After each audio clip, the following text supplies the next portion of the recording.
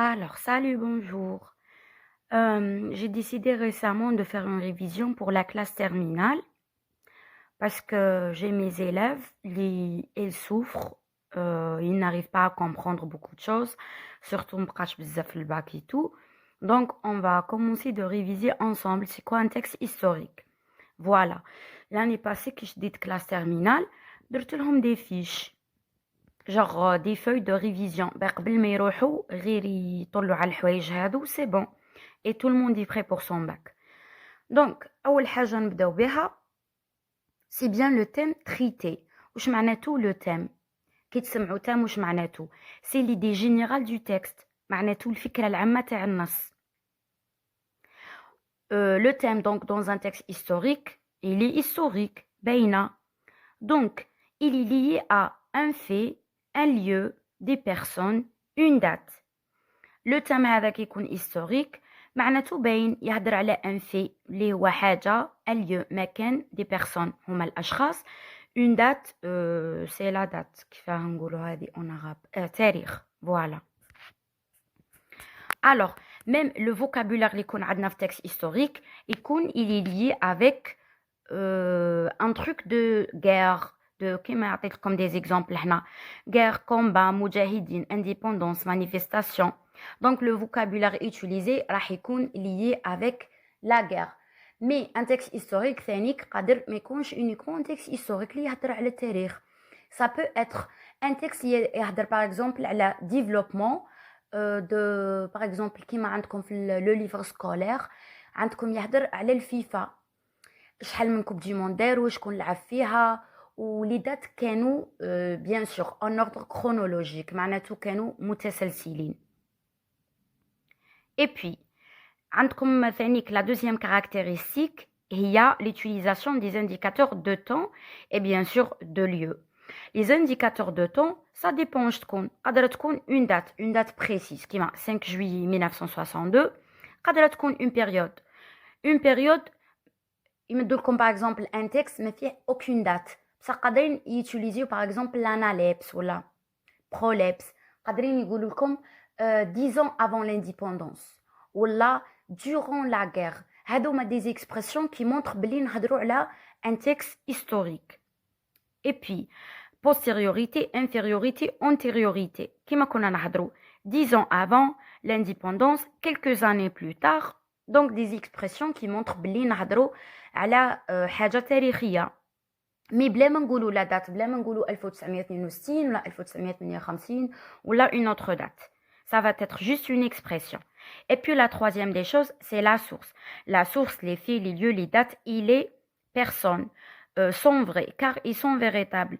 واش عندك dans un texte historique يكون فيها la source اللي هي المصدر. C'est المصدر.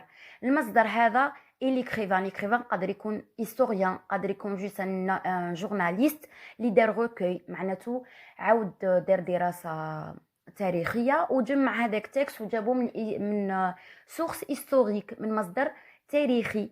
Donc dans ce cas ما يقدروش يكذبوا في un truc historique sinon ça va être falsifié. ما نقدروش نمدوا احداث ما كانش منها وما تيزيستيش بلا ما يكون عندنا مراجع ومصادر.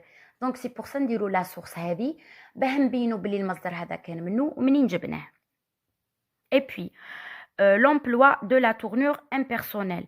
علاه باسكو عندكم في la première séquence on est en train d'informer d'un fait d'histoire. Informer d'un fait d'histoire معناته on donne des informations بلا ما نمدو la vie personnelle تاعنا. Automatiquement le texte il va être objectif باينة il est objectif et comme le texte est objectif on est censé utiliser le on هذا c'est un pronom indéfini et le il تاع la tournure impersonnelle. C'est quoi la tournure impersonnelle؟ معناته il هذا ما عندوش على وهي يعود كيما نقولوا il faut. Quand on dit par quoi le il هذا il peut être remplacé ما عندناش باه remplacer باينه.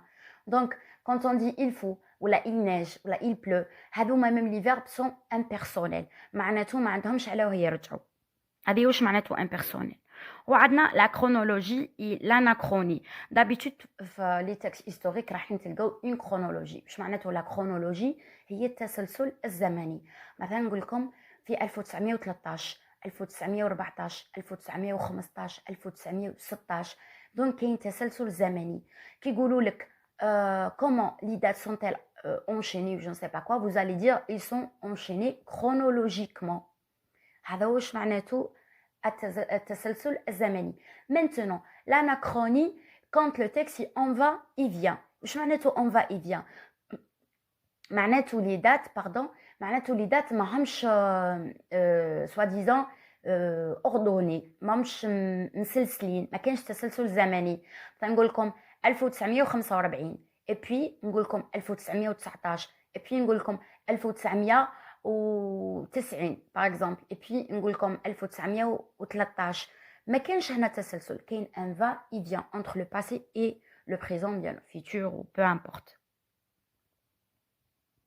وماذا واش عندكم des personnes parmi les caractéristiques d'un texte historique انه يكونوا فيه اشخاص تاريخيه كيما الامير عبد القادر ولا رابح بيطاط وكريم بالقاسم ou une autre personne.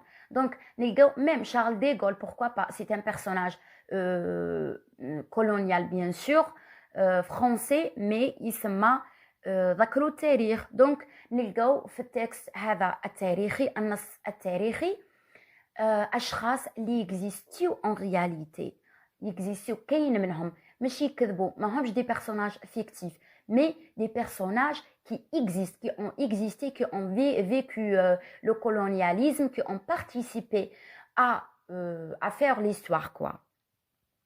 واش عندنا ثانيك on a la nominalisation هي كيما دونا un verbe ونرجعوه un nom. D'accord, c'est-à-dire on utilise des phrases nominales جمل اسمية لازم. هذه واش معناته la nominalisation. Par exemple, quand on dit exécuter ou bien, je ne sais pas, je vais vous donner des exemples qui existent en fait. Alors, actualiser, c'est l'actualisation. Par exemple, c'est un verbe pêle-mêle ou خلاص.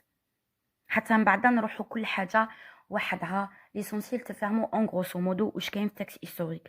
Et puis كاينه l'objectivité اللي كنا نهضروا عليها هي انك تكون موضوعي. معناته هذا تاريخ ما نقدروش نكذبوا فيه. Donc vous devez relater les événements tels qu'ils sont.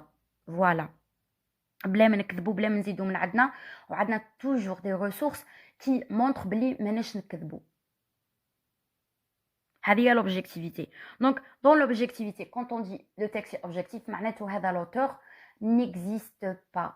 معناته il marque pas sa subjectivité à travers des modalisateurs. من بعد نفهموا شنو هما modalisateurs dans la vidéo prochaine, Inch'Allah. Alors, le ton dominant, le ton utilisé dans un texte historique. عندكم le couplet passé simple et imparfait. Toujours تلقاو les verbes conjugués في le passé simple et l'imparfait. L'imparfait, il sert à la description et le passé simple, il sert à la narration. ياك عندكم aussi le présent de l'indicatif. Des fois, pourquoi on a utilisé le présent de l'indicatif dans un texte historique. Allez l'utiliser. Bien sûr, on l'utilise pour actualiser les faits, pour, comment dirais-je, revivre quelque chose, pour rafraîchir, ou bien, comment dirais-je, pour rendre les événements frais, et pour aussi